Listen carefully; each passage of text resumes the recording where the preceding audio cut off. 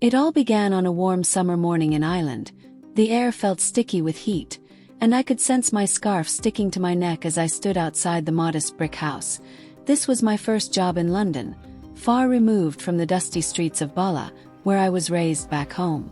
I'd never envisioned leaving my family or my small world, yet life had a tendency to surprise us. The Jacobs, a seemingly ideal family of 4, required a nanny and I required the income. It wasn't merely about the paycheck. It was about demonstrating to my parents and siblings that I could do this, that I could thrive in a country so unlike my own. I was 33, unmarried and fiercely independent, a rarity for a Jordanian woman, Brianna Jacobs. The wife was polished and beautiful. She wore tailored blouses and designer heels that clicked against the marble floors of their spacious home. She welcomed me with a warm smile. Her blonde hair swept into a bun and spoke in that intentional manner Americans do, as though they wanted you to realize every single word was significant. Then there was Zach Jacobs, the husband. He was tall with a natural charm that instantly set you at ease. His sandy brown hair curled slightly at the ends, and his laugh lines suggested a man who had experienced joy, not just stress. He didn't say much that day, just nodded politely and handed me a cup of tea. Their children Splendor and Emmanuel were 5 and 3, brimming with energy and incessant questions. I was apprehensive, of course. I'd never been employed as a nanny before, but Brianna reassured me my experience as the eldest of 6 siblings would be adequate. She was kind, but I could sense she was a perfectionist. She handed me a thick binder of rules, meal plans, daily routines, emergency contacts, and even guidelines for folding laundry. The initial weeks were uneventful. I'd wake up at 6 a.m., prepare breakfast, pack Splendor's lunch for school, and keep Emmanuel entertained until nap time. My days were full of storybooks, finger painting, and chasing Emmanuel around the backyard at night. I'd retreat to my small room in the basement weary, but satisfied. It wasn't until one afternoon, about a month into the job, that I noticed Zach observing me. I was seated on the kitchen floor, cleaning up a spill Emmanuel had made with his juice box, when I felt his gaze on me. "You're wonderful with them," he said, leaning against the counter. I glanced up surprised. "Oh, thank you, sir. Please call me Zach," he replied, smiling. I nodded, feeling the warmth rise to my cheeks. It wasn't just what he said, but the manner in which he said it, like he truly meant it. Back home, men rarely talk to women with such kindness, unless there was a hidden agenda. But Zach appeared different from that moment. I began observing him more. How he consistently inquired if I'd eaten lunch, how he volunteered to assist with carrying the groceries, and how he lingered in the kitchen while I prepared meals. Brianna, on the other hand, was frequently absent, occupied with her demanding corporate position. "Don't you ever get tired?" Zach questioned one evening as I was arranging the dining table. "Tired of what?" "Of doing everything for everyone." Shrugged. "It's my job. I'm accustomed to it." "You shouldn't have to be," he remarked, his tone gentle, his words lingering with me long after he exited the room. It felt unusual to be perceived that way. In my culture, women were anticipated to give endlessly, to serve unconditionally. Yet Zach's words made me feel valued. I attempted to dismiss it, of course, reminding myself of who I was and what I stood for. I was a Muslim woman bound by faith and tradition. There were boundaries I could never transgress, no matter how kind or attractive my employer might be. However, as I would soon discover, life had different intentions. That summer expanded infinitely, with days being long and sweltering. Brianna's business trips became increasingly frequent, leaving Zach and me alone with the children. Gradually, the lines began to blur. Initially, it was innocent shared jokes, stolen glances, and casual conversations that extended a bit too long. Yet, deep inside, I recognized I was traversing perilous waters. I often recalled my mother's voice, stern and resolute. "Aaliyah, remember who you are.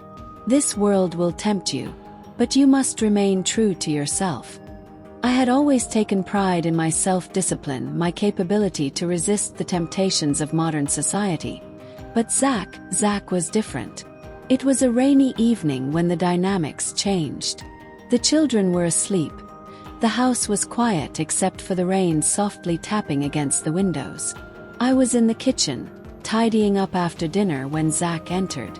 "Need some help?" he inquired, rolling up his sleeves. "No, it's all right. I'm nearly finished," I responded, but he stayed regardless. We worked in silence for some time, the atmosphere thick with unsaid words. Eventually he spoke up. "Do you ever miss home?" "Every day," I confessed. "But I came here for a reason."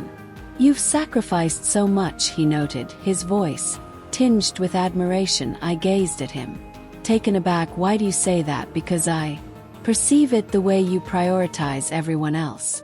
The way you never voice complaints. It's uncommon." His comments caught me by surprise. No one had ever addressed me like that previously. Not even back home. I experienced a peculiar blend of gratitude and guilt, as if I was undermining something sacred. "Just by listening, it's nothing out of the ordinary," I stated, dismissing the praise. "It is to me," he countered, his eyes meeting mine, and in that instant something altered between us. It was subtle, almost indiscernible, but it was present, a connection, a spark, a quiet recognition of something neither of us dared to name. I went to sleep that night with a weighted heart caught between my faith and the intensifying feelings I couldn't overlook. I prayed for strength, for clarity, for the bravery to remain on the right path, but deep inside I recognized my life was going to change in ways I could never have foreseen. I believed I could maintain a professional stance, that whatever fleeting bond one felt with Zach would diminish like a transient cloud. But life is seldom so straightforward. Each day presented new instances, small and apparently insignificant on the surface, yet each one wore away at the barrier I'd formed around my heart. Brianna's absence turned into a routine. She was away at conferences in New York, business meetings in Chicago, or overnight trips at upscale hotels I'd only seen in publications. Zach became the steadfast parent, and I became his ally in the daily chaos of raising Splend and Emmanuel. The kids cherished him. Splendor would perch on his lap during story time, her tiny hands gripping his shirt as he read aloud in humorous tones. Emmanuel trailed him like a shadow, imitating his every action. Observing them together, I noticed a side of Zach that was gentle and open, and it stirred something within me I couldn't quite identify. One afternoon, as I was folding laundry in the living room, Zach entered carrying a box. I thought, "You might appreciate this," he said, placing it on the coffee table. "What is it?" I inquired, rubbing my hands on my apron. He opened the box to disclose a collection of cookbooks. I observed you've been experimenting with new recipes lately. Thought this might motivate you. I stared at him, shocked. It wasn't the gift itself, it was the thought behind it. No one had ever acknowledged the small things I did, let alone valued them. "Thank you," I expressed softly, feeling the words get stuck in my throat. "It's trivial," he responded, but the way he regarded me indicated otherwise. That evening, after the children had fallen asleep, Zach and I found ourselves in the kitchen once more. It had developed into a kind of ritual. These calm moments after the day's chaos. I was cleaning the counters when he spoke. "You work too hard, Aaliyah." I glanced up, surprised. "It's my job." "No," he said, shaking his head. "You do more than your job. You care. You love these kids as if they're your own. They're easy to love," I replied, attempting to deflect. "So are you." The words hung in the air between us, heavy and dangerous. I froze, uncertain of how to react. "Aaliyah," I began, but he cut me off. "I'm sorry," he said quickly. "I shouldn't have said that." "No, it's fine," I replied, even though it wasn't. We stood there in silence, the weight of his words bearing down on us. I wished to tell him he was wrong, that I wasn't easy to love, and that I was complicated and flawed, and bound by rules he could never grasp, but instead I said nothing. The days passed in a blur. I tried to persuade myself that nothing had altered. But deep down I recognized it had. Zach's presence was everywhere. His laughter resonated throughout the house. His scent clung in the air, and his voice replayed in my thoughts long after he was gone. I started to notice the small details about him, the way his eyes crinkled when he smiled, the way he hummed quietly while washing dishes, the way he always ensured the kids said thank you and please. He wasn't just kind, he was thoughtful in a manner that felt rare and valuable. One afternoon, while I was pushing Splendor on the swing in the backyard, Zach appeared with a tray of iced tea. "Thought you might need a break," he remarked, offering me a glass. "Thank you," I said, accepting it with gratitude. We sat on the porch steps observing the children play. "Do you ever ponder what your life could have been?" he suddenly asked. I looked at him, taken aback. "What do you mean?" "I mean, if you'd remained in Bala, if you hadn't come here all the time." I confessed, "But I came here for a reason, and have you discovered it?" he inquired, his gaze unwavering. I paused, unsure of how to reply. "In some aspects, yes. But in others, it's complicated." He nodded, as though he comprehended. "Life has a way of surprising us, doesn't it?" "It does," I affirmed, my voice hardly above a whisper. For a moment we sat there in silence, the air between us thick with unexpressed words. I wished to tell him how much his kindness mattered to me, how his presence had turned into a solace in a world that often seemed isolating and strange, but I couldn't. I wouldn't. That night I lay awake in my room, gazing at the ceiling. I reflected on my family back home, about my mother's prayers and my father's strict warnings. "Stay true to your faith." They had always emphasized, "Never forget who you are." I wished to believe I was still that girl, the one who prayed 5 times daily and donned her scarf with pride. But the reality was, I was transforming, and it frightened me. The following morning, I steered clear of Zach as much as possible. I occupied myself with chores, keeping my head low and my thoughts concentrated. But by the afternoon, it became unavoidable to ignore him. He discovered me in the laundry room, sifting through a mound of clothes. "Aaliyah," he said, his tone gentle. I didn't raise my gaze. "Yes, are you all right?" "I'm fine," I replied hastily, but he didn't take me seriously. "Please don't exclude me." His tone gentle. I didn't raise my gaze. "Yes, are you all right?" "I'm fine," I replied hastily, but he didn't take me seriously. "Please don't exclude me," he said, moving closer. I realize I crossed the boundary. "It's not about you," I interrupted, finally meeting his gaze. "It's about me, my beliefs, my faith." "I get it," he said, but the expression in his eyes indicated he didn't. "How could he?" "I can't," I started, but the words got stuck in my throat. "I can't handle this." He nodded slowly, his face filled with remorse. "I'm sorry, Aaliyah. I never intended to make you feel uneasy." "You didn't," I said quickly. "That's the issue." For a moment, we simply stood there, the silence between us expressing all the things we couldn't. "I'll give you some distance," he finally said. "Thank you," I whispered, my voice shaking as he exited the room. I felt a rush of relief mingled with a sensation I couldn't quite identify. I understood I was making the correct choice, but it didn't ease the pain. That night I prayed more fervently than ever before. I prayed for resilience, for guidance, for the bravery to remain true to myself, and as I knelt on the ground, tears flowing down my cheeks, I recognized something. I wasn't merely wrestling with temptation. I was battling a part of myself I didn't recognize.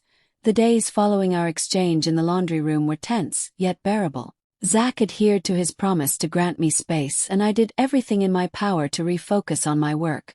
I immersed myself in caring for Splendor and Emmanuel, organizing crafts and baking projects that kept us all busy, from dawn until bedtime. But even while my hands were engaged, my thoughts drifted to him. Zach maintained a polite demeanor, almost aloof, and I assured myself that this was the optimal path forward. We could act as though nothing had transpired, that the words we'd exchanged in the laundry room were merely a lapse in judgment. For a time it nearly succeeded. Then came the storm. It was a Friday evening, just after sunset, when the rain started. The thunder rolled in first, shaking the windows and startling Emmanuel. who clung to my leg as I tidied the dinner table. "Don't worry, Emmanuel," I said, picking him up. "It's just a little noise. Let me get you ready for bed, okay?" "Bae." I carried him upstairs, reading his favorite bedtime story while the rain poured outside. By the time both kids were asleep, the storm had intensified. The wind howled and the house felt eerily quiet despite the turmoil outside. I went downstairs expecting to find Zach in his usual spot on the couch, but instead I found him in the kitchen, gazing out the window with a glass of wine in his hand. His shirt sleeves were rolled up, and the soft glow of the kitchen light accentuated the sharp contours of his jaw. He looked deep in thought, and I hesitated in the doorway, unsure if I should interrupt. "You don't drink wine, do you?" he asked without turning around, as if sensing my presence. "No," I replied, stepping into the room. "It's against my faith." He nodded, finally turning to face me. "I figured as much. You're different. Is that a bad thing?" I asked, a small smile tugging at my lips. "Not at all," he said, his voice soft. "It's refreshing."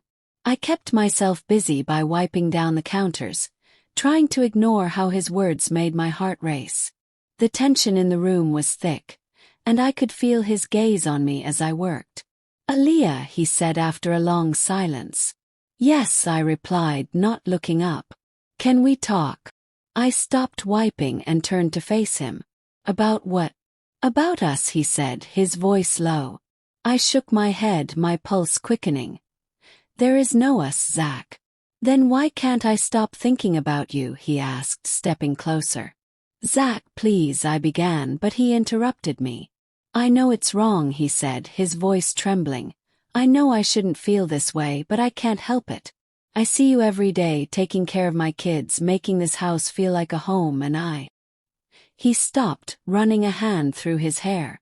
"I've never met anyone like you." My breath caught in my throat. His words were everything I tried to ignore, everything I told myself I didn't want to hear. But hearing them now, spoken aloud, made it impossible to deny what was happening between us. "Zach," I said, my voice barely above a whisper, "you're married. You have a family." "I know," he said, his eyes filled with pain, "but Brianna is always absent, always occupied, and when she's present it's like we're unfamiliar to each other. You're the only one who makes me feel." He hesitated again, as if the words were too hard to express. I stood motionless, torn between the part of me that recognized this was wrong and the part of me that yearned to feel wanted, treasured, and acknowledged. "Zach," I whispered, but it wasn't a request for him to cease, it was something entirely different. A surrender. He closed the gap between us, his lips meeting mine in a kiss that was tender at first, then intensified as we surrendered to the feelings we'd both been resisting for so long. His hand traveled down to my waist, drawing me nearer, and I felt myself dissolve into him, forgetting everything else: Brianna, the children, my faith, my family. In that instant there was only him. We didn't stop at a kiss that evening. As the storm howled outside, we crossed a boundary we could never uncross. He guided me upstairs to his bedroom, his touch sparking a flame within me I hadn't known was there. I allowed him to undress me, his hands adoring every part of my body as if I were something sacred in his embrace. I felt beautiful, strong, and completely free. It was nothing like I'd envisioned back home. Intimacy was never discussed, a forbidden topic that existed only in whispers behind closed doors. But with Zach it was different. He was considerate, patient, and passionate, making me experience feelings I'd never thought possible. For the first time in my life I felt genuinely desired. When it was finished we lay entwined together, the sound of the rain drumming against the windows. I knew I should feel guilty, ashamed, even repulsed by myself, but I didn't. Instead I felt an odd sense of tranquility, as though I'd finally discovered the missing Part of myself the following morning reality struck me like a freight train as I prepared the children for breakfast. I evaded Zach's gaze, the burden of what we had done pressing down on me, but when he caught my glance and gave me a small knowing smile, I experienced that same surge of adrenaline I'd felt the previous night. It didn't stop there. In the following weeks we found ourselves stealing moments whenever we could, a lingering touch as we passed in the hallway, a hushed conversation in the kitchen after the children were asleep, a hurried hug behind closed doors. Each time I assured myself it would be the last, but it never was. Zach became my obsession and I was powerless to oppose him. He made me forget everything: my faith, my upbringing, the ideals I'd once cherished so deeply. For a time I let myself think that we could maintain this, that we could live in our own little bubble without the rest of the world discovering, but deep down I understood it couldn't endure, and when the bubble eventually burst, it would leave nothing but destruction in its path. The weeks that ensued were a whirlwind, a haze of taken moments and hushed promises that filled my days with equal portions, bliss and terror. Zach and I were cautious yet foolhardy, carving out moments for one another when Brianna wasn't around, when the kids were asleep, or when the house was deserted. Each time we touched, I convinced myself it would be the last, but it never turned out that way. I felt as though I was leading two lives. During the day I was Aaliyah, the dedicated nanny who narrated bedtime tales, prepared meals, and greeted Splendor and Emmanuel with warm smiles.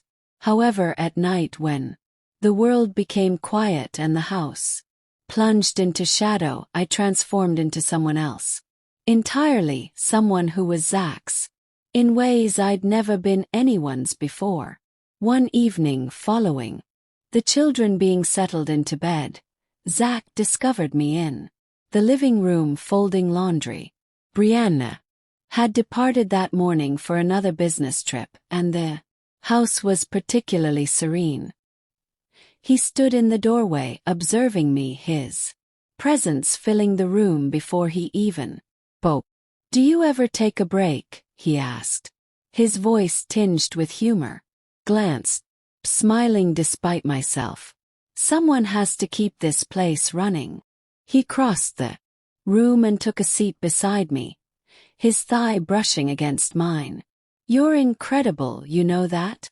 Shook my head, laughing softly. "I'm merely doing my No," he replied, his tone serious now. "You're more than that. You've done more for this family than I think Brianna or ever could." I felt a stab of guilt at the reference to her name. "You shouldn't say that." "Why not? It's true." I avoided his gaze, concentrating on the stack of clothes before me. "You love her, Zach. Is your wife?" He sighed, running a hand through his hair. "I do love her, but not in the way I should, not the way I love you." His words lingered in the air, heavy and indisputable. I wanted to tell him he was wrong, that he couldn't love me, that what we were doing was merely a mistake, but I couldn't, because deep down I recognized I felt the same. He reached for my hand, his fingers intertwining with mine. "Aaliyah, look at me." Reluctantly, I lifted my eyes to meet his. The intensity in his gaze caused my breath to catch in my throat. "You mean everything to me," he stated. "I know this isn't right, but I can't envision my life without you." The tears I'd been holding back finally overflowed, and he wrapped me in his arms, holding me firmly as I wept. "I'm sorry," I murmured. "I never intended for this to occur, neither did I," he replied gently, "but I don't regret it." As the week turned into months, our affair became more difficult to conceal. Brianna's Absences allowed us the opportunity to indulge in our forbidden relationship, but the times when she was at home were intolerable. I avoided her as much as I could, feeling ashamed to meet her gaze. She was kind to me, trusting and completely unaware of the betrayal occurring beneath her roof. Aaliyah, you've been such a blessing to this family, she remarked one evening as we sat in the kitchen. I don't know how we coped before you came along. Her words struck me like a knife to my chest, and I forced a smile. Thank you, Mrs. Jacob. Please call me Brianna, she laughed lightly. You're practically part of the family. Her trust only intensified my guilt, but it didn't prevent me every night. After Brianna went to bed, Zach would seek me. Sometimes we would talk, other times we'd simply embrace each other, lost in the silence of the house. More often than not, we'd end up in his bed, entwined in a passion that made me forget everything else. One night after Brianna had left for a weekend conference, Zach and I shared a bottle of wine in the living room. I hadn't intended to drink, but he insisted, pouring me a small glass and teasing me until I took a sip. The warmth of the wine traveled through me, loosening the tight hold of my self-control. You're gorgeous, he said, his voice slow and husky. Do you realize that? I shook my head, feeling my cheeks turn red. You're just saying that I'm not, he replied, leaning closer. You're the most beautiful woman I've ever encountered. Before I could reply, he kissed me, his lips capturing mine in a manner that left no room for doubt. This wasn't merely lust, it was something deeper, something neither of us could define. His hands moved to my waist, pulling me closer, and I felt myself yield entirely. We didn't reach the bedroom that night. Instead, we lingered there on the living room floor, the flickering light of the fireplace casting shadows on the walls as we lost ourselves in one another. It was raw, unrestrained, and utterly consuming. The following morning, I awakened in his arms, the events of the previous night replaying in my thoughts. I should have felt ashamed, but all I sensed was a peculiar sense of contentment for the first time in a long while. I felt as though I belonged as I got dressed and prepared breakfast for the children. Zach entered the kitchen, his expression gentle. Good morning, he said, kissing my forehead. In the morning, I responded, attempting to maintain my voice's steadiness. We should discuss this, he said, his tone now serious. Nodded, aware that he was correct. We couldn't continue pretending this wasn't real. We couldn't persist in this fantasy world we'd constructed. But even as I concurred, a part of me wasn't prepared to let go. The days following that night in the living room drifted by in a blur. Zach and I grew more reckless, consumed by the fire we'd set ablaze. Each moment alone with him felt like a treasured secret, something I both valued and dreaded. Yet the more time we shared, the more intense the guilt became. Brianna returned from her conference the following Monday, her presence in the house a stark reminder of the life Zach and I were unraveling piece by piece. She was as warm and cheerful as ever, oblivious to the betrayal unfolding behind her back. Observing her interact with the children, I felt a deep sense of shame. She didn't deserve this. None of them did. One evening after Brianna had gone to bed, I sat on the porch steps, gazing out at the darkened sky. The air was crisp, the stars scattered like tiny shards of glass. Wrapped my scarf tighter around my shoulders, attempting to ward off the chill and the thoughts swirling in my mind. Zach joined me moments later, his footsteps soft against the wooden floor. He sat down next to me, close enough that our shoulders brushed. "You've been quiet," he said, his voice low. "I've been thinking I replied, not looking at him. About us. Nodded, my throat tightening. Zach, we can't keep doing this. He sighed, running a hand through his hair. I know it's complicated. It's not just complicated, I interrupted, my voice trembling. It's wrong. You have a wife, a family, and I've lost myself in this. I don't even recognize who I am anymore. I don't even recognize who I am anymore. He reached for my hand, his touch gentle. Still you, Aaliyah. You're the woman who loves my kids like they're her own, the woman who's brought life back into this. Oh, don't let this ruin everything. I pulled my hand away, tears stinging my eyes. But it has, Zach. Don't you see? We've ruined everything. For the first time his composure faltered. I love you, Aaliyah, he said, his voice breaking. I can't lose you. His words pierced through me like a knife. I loved him too. There was no denying that any longer. However, love alone couldn't mend the damage we had caused. I love you too, I whispered, the admission spilling out before I could stop it. But this is destroying me. The following week I made a decision. I knew I couldn't stay, not like this. The burden of what we had done was too heavy to bear, and I couldn't keep living in a house built on lies. I began to secretly search for a new job, reaching out to agencies and families in need of a nanny. It wasn't easy. I had grown attached to Splendor and Emmanuel, and the idea of leaving them shattered my heart, but I realized it was the only way to save myself. One evening, as I was tucking Splendor into bed, she looked up at me with her wide blue eyes and asked, Aaliyah, are you leaving? Her question startled me. Why would you think that, sweetheart? Because you've been sad, she said simply. And Daddy says people leave when they're sad. I forced a smile, brushing a strand of hair from her face. I'm not going anywhere right now, Splendor. Go to sleep, okay? She nodded, closing her eyes, but as I left the room, her words lingered in my mind. People leave when they're sad. She was right. I was leaving because I couldn't remain in a place that had turned into a prison of my own making. 2 weeks later, I submitted my resignation. Brianna was taken aback, her expression a blend of confusion and concern.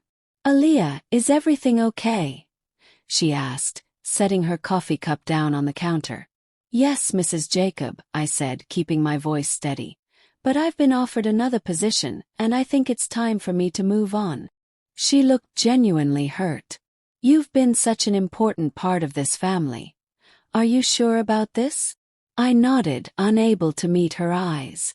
I'm sure. Zach didn't say much when I informed him. He just nodded, his jaw tight and his eyes filled with emotions I couldn't quite identify. Anger, sadness, regret. I can't change your mind, can I? He asked softly. No, I replied, my voice firm. I have to do this. The day I left was both bittersweet. Splendor and Emmanuel clung to me, their tearful goodbyes breaking my heart. Brianna hugged me tightly, thanking me for everything I had done for their family, and Zach stood silently by the door, his hands clenched into fists at his sides. As I loaded my suitcase into the taxi, I felt a strange sense of relief. The house that had been both my refuge and my prison faded into the distance as the car pulled away. I didn't know what the future held, but I knew one thing for certain. I had to find myself again. I had to reconnect with the faith and the values I had abandoned, and I had to forgive myself for everything. That night, in the tiny apartment I rented across town, I knelt on the floor and prayed for the first time in months. I experienced a feeling of peace wash over me. I wasn't perfect, and I had made mistakes, but I was prepared to start anew. Hey everyone, if you found this story captivating and wish to hear more like it, be sure to hit that like button and subscribe for more astonishing stories each week. Don't forget to activate notifications so you never miss an update. If you have your own incredible stories to share or ideas you'd like us to explore, drop them in the comments. I would love to hear them. Thanks for watching.